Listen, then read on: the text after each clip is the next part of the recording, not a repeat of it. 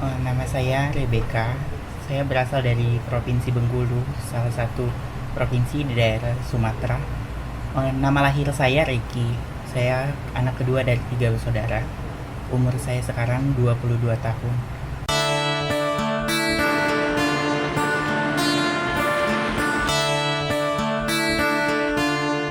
The raindrops fall and the sun will shine. It's a saving grace for a troubled time. Come on, come on, come on, come on. Come on, come on, come on, come on. Come on, come on, come on, come on. Come on, come on, come on. The wind will speak, a change will come.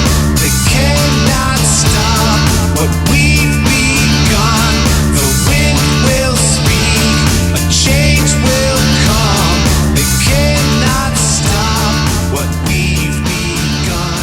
The raindrops fall.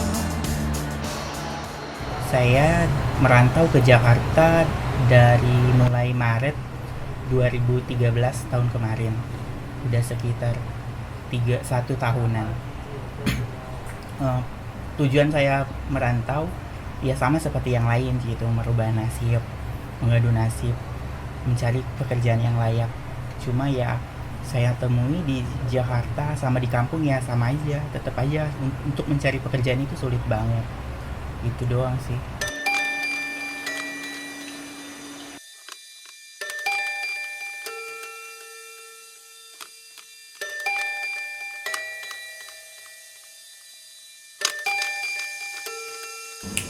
Ketika aku pertama dandan gitu ya, pertama dandan aku merasa nyaman, itulah diriku sebenarnya gitu.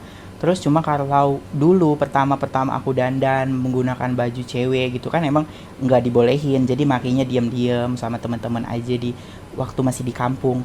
Terus ketika itu ada temen yang ngajak, daripada kamu di kampung gitu-gitu sembunyi-sembunyi mending kamu ke Jakarta aja, dibilang gitu. Ya udah aku ke Jakarta, dan ya emang bener aku merasa nyaman dengan diri aku yang sekarang gitu. Cuma di sisi lain ya aku tetap nggak berani pulang karena dengan aku udah nyaman dengan kondisi aku seperti ini sekarang. Cuma keluarga aku pasti nggak bakal terima dengan posisi aku seperti ini. Terus ya udah aku merasa dilema antara kalau mau pulang dengan keadaan seperti ini apakah mungkin diterima sama keluarga atau enggak. Cuma ya itulah, aku sekarang nggak mikir itu sih. Aku sekarang mikirnya bagaimana kehidupan aku ke depannya, bagaimana kelanjutannya gitu aja, aku mikir itu. Kalau untuk keluarga sih mikirnya entar aja mereka mau terima atau enggak. Aku udah nyaman dengan kehidupan aku yang sekarang, ya udah aku jalanin aja. Mungkin diskriminasi yang aku rasakan pertama dari keluarga ya. Setelah mereka tahu aku berbeda dengan yang lain, ya mereka perlakukan aku seperti gimana ya, kayak anak tiri gitu, dibeda-bedain sama saudara yang lain gitu. Bahkan adikku pun sering dulu pas baru-baru aku di Jakarta sering banget dia SMS bilang, kamu sekarang itu udah jadi bencong, dibilang gitu. Nggak usah pulang-pulang, malu-maluin doang, dibilang gitu. Makanya kadang aku pengen pulang ke kampung, cuma alasannya itu takut karena nggak diterima di keluarga, di masyarakat di situ juga. Terus di masyarakat juga di sekolah juga gitu sih. Dulu waktu sekolah dicemoohin sama teman-teman juga karena kita berbeda ya. Dosen-dosennya pun malah kayak gitu, ngucilin aku juga. Teman-teman ngucilin aku, jadi ya karena aku merasa udah nggak nyaman di situ ya aku pilih drop out dari sekolah, dari kuliah. Kalau dari komunitas sih mungkin ada yang namanya senioritas gitu, masih ada. Kalau apalagi waktu aku pertama kali mangkal ya, karena emang kalau untuk orang seperti aku cari kerja di Jakarta sulit. Orang yang biasa, yang mereka anggap biasa itu aja sulit cari kerja, apalagi orang minoritas seperti aku gitu. Aku bakal kenalin temen aku. Ini Aurel, temen aku dari satu kampung juga. Terus di sini juga ada temen aku namanya Laura. Di dalam masih ada satu. Hai, saya namanya Mas. Andre. Hai. Gitu. Ini apa? Itu dari emang sebenarnya aku punya teman satu kampung dari di Jakarta. Terus awalnya sih aku diajak mejeng, cuma aku agak takut ya, namanya pertama ya, agak takut banget. Situ juga ada yang waria-waria tua yang katanya kalau kalau kamu ketemu sama yang tua itu mesti disapa gitu, bilangnya gitu. Iya aku ngikut kayak gitu, cuma kadang-kadang pas disapa dibilangnya so akrab, nggak disapa bilangnya sombongnya, kita serba salah gitu.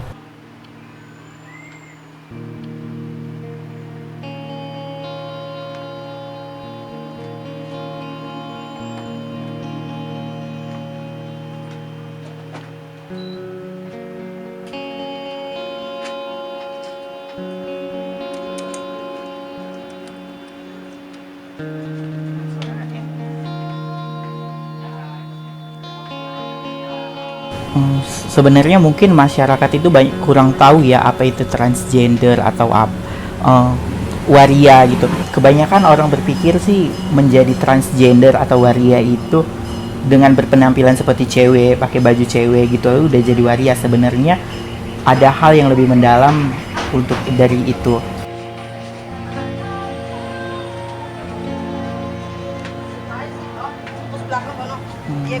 Untuk orang-orang yang telah melakukan diskriminasi dan stigma kepada kaum-kaum transgender, mereka tuh sebenarnya tidak tahu apa yang saya dan teman-teman rasakan.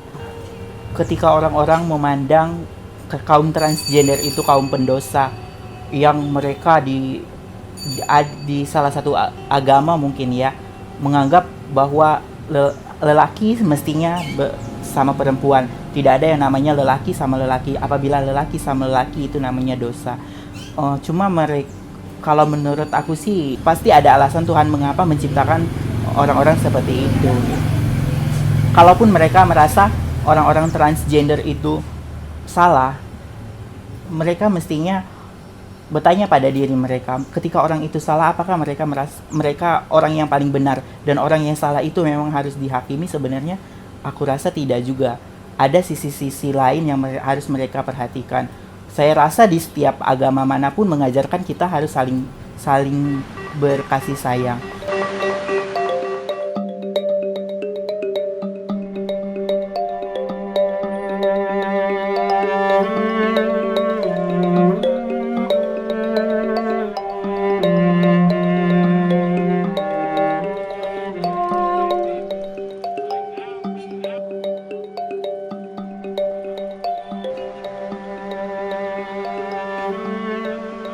Terus ya seiring berjalannya waktu aku dikenalin sama teman-teman yang lain, dikenalin dengan komunitas, dan saat itu aku merasa aku nggak sendiri, aku punya teman yang sama seperti aku. Ketika dulu aku merasa aku berbeda, aku sendiri, cuma ketika aku bertemu dengan teman-teman di komunitas, aku baru bisa menerima diriku sendiri. Inilah aku sebenarnya, nggak perlu aku tutup-tutupin.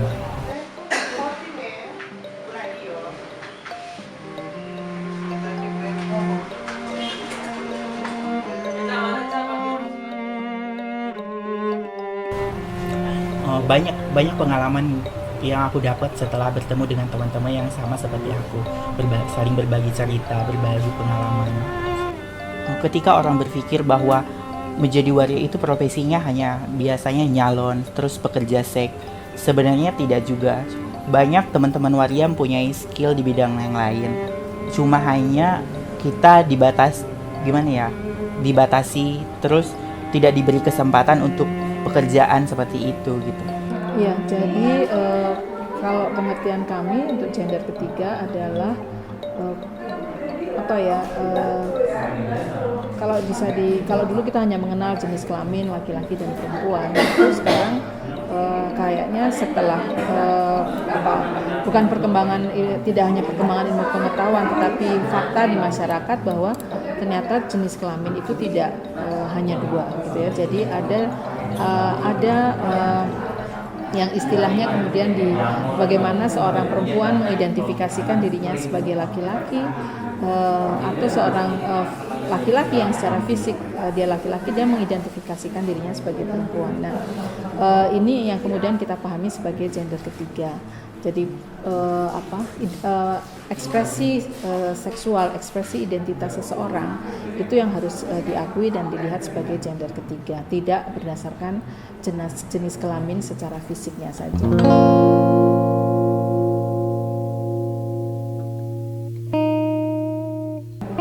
Ya, saya pikir ini sangat penting untuk tidak hanya diterima tapi juga diakui ya. Mengapa dia harus diakui? Karena itu bagian dari masyarakat Indonesia gitu. Kita mengakui keberagaman. Mungkin yang selama ini diakui keberagaman suku, keberagaman agama, tapi keberagaman jenis seksual ini juga penting ya. Orientasi seksual, identitas seksual itu penting. Dan menurut saya kalau Indonesia mengakui keberagaman itu harus sampai kepada pengakuan masyarakat tentang identitas seksual seseorang.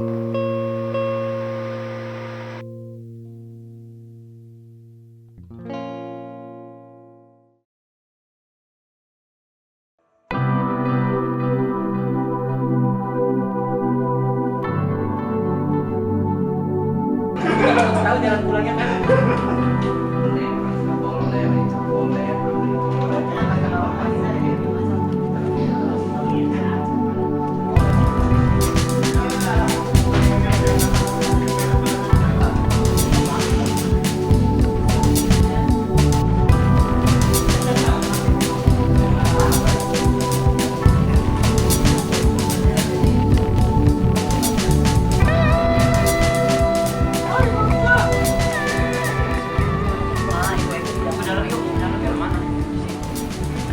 Situasi dan permasalahan komunitas waria di Jakarta itu sangat kompleks ya, karena komunitas waria itu secara sistem dimiskinkan.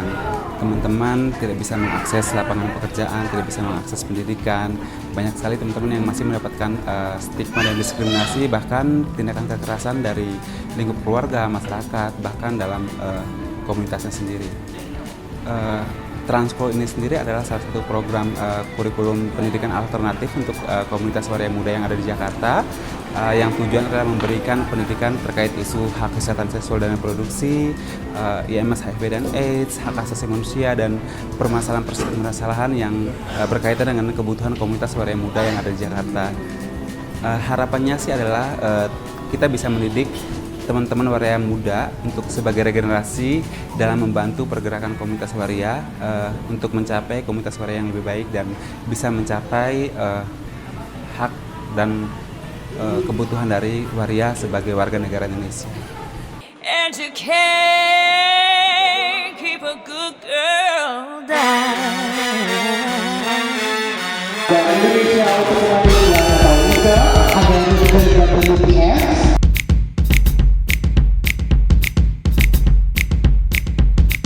She comes through the club looking for a good time. Gonna make that shake that money on a dime. Don't need a sugar daddy, she can work it just fine. Up on the table, she'll be dancing all night. Baby, don't just come to life. Under the spotlight, all the girls wanna fall in line. We said, get it up, won't let you rest. Waria Remaja 2014 jatuh kepada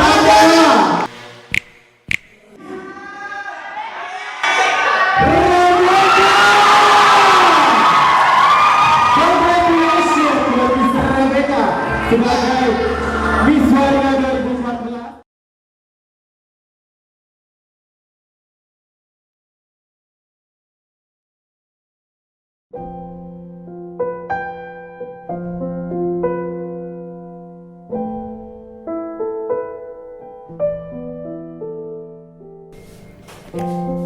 Iya, inilah kisahku dan teman-teman waria muda yang lain.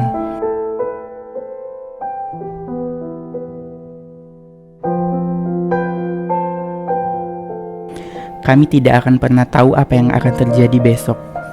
Kami hanya berharap keberadaan kami bisa diakui sebagai bagian dari negeri ini.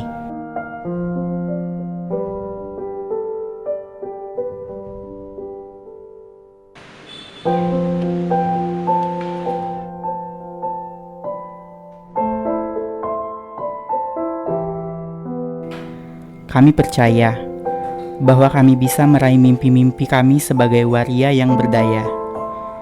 Mungkin itu memang membutuhkan waktu, tapi setidaknya kami percaya bahwa masih ada orang baik di sana yang peduli akan keberadaan kami dan mau menerima kami sebagai bagian dari masyarakat Indonesia.